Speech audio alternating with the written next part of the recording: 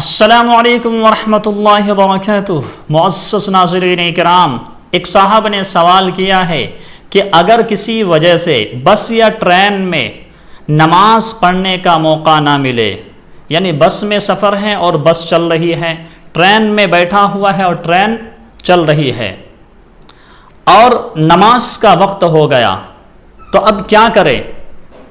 کس طرح نماز پڑھے؟ کیا شکل ہوگی؟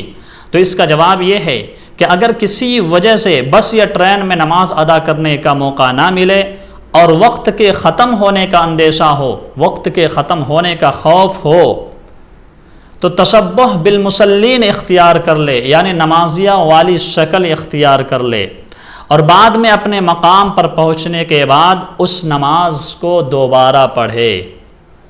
اللہ ہم سبھی کو عمل کی توفیق مرحمت فرمائے۔